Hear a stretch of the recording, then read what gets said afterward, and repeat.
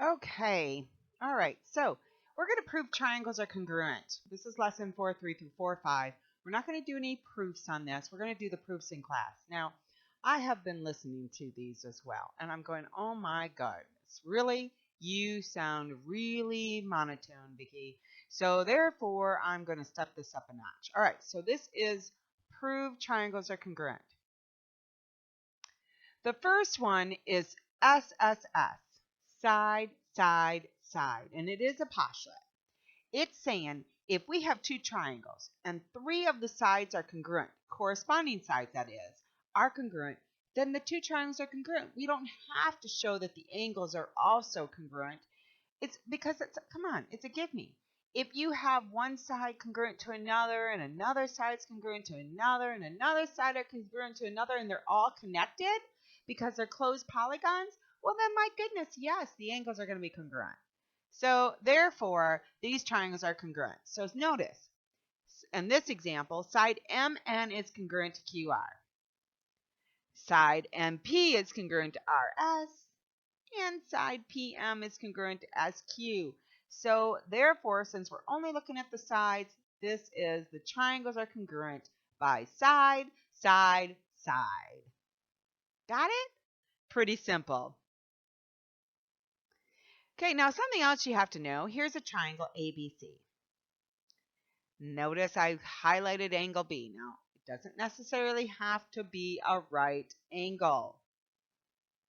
Well, B is the included angle between AB and BC. Now, look, AB has angle B as one of its endpoints.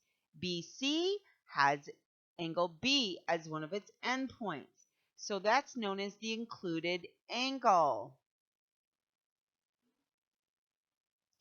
Notice it is opposite AC. AC is opposite the included angle. Now, AC is included side when it's between angle A and angle C. So AC has the endpoints A and it has the endpoint C.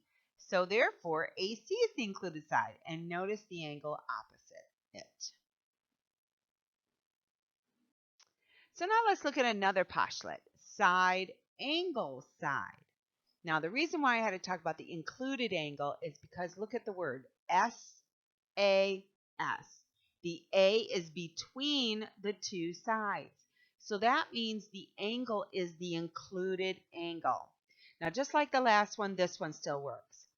If we can prove a side is congruent to another side of a different triangle, and we can prove the angle that's between two sides that we're talking about is congruent, and then that other side is congruent, then the triangles are congruent by side, angle, side. Here's a picture. So PQ is congruent to WX. Look at the angle, Q and X. So what's the side that's going to be because angle Q and angle X have to be included? You got it. It's got to be QS and XY. Notice angle Q is between angle X. Now, the triangles are congruent by side, angle, side. Yes, excellent. All right, we have another one. The next postulate is angle, angle, side. Now, this one has two angles and a side, but notice the side's not between the two angles. That means the side can be any side it wants to be as long as it's not between the two angles. And again, same thing. An angle is congruent to an angle, another angle is congruent to its corresponding angle, and a side is congruent to its corresponding side. Okay? If we can prove that, then the two triangles are congruent. So here's a picture. Here we go. So if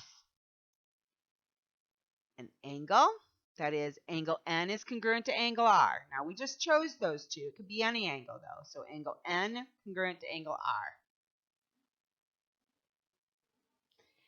Another angle, and we can choose any angle at this point, angle P is congruent to angle S. Now, we can pick any side as long as it's not NP or SR, because NP would be included, SR would be included, which would make it angle, side, angle.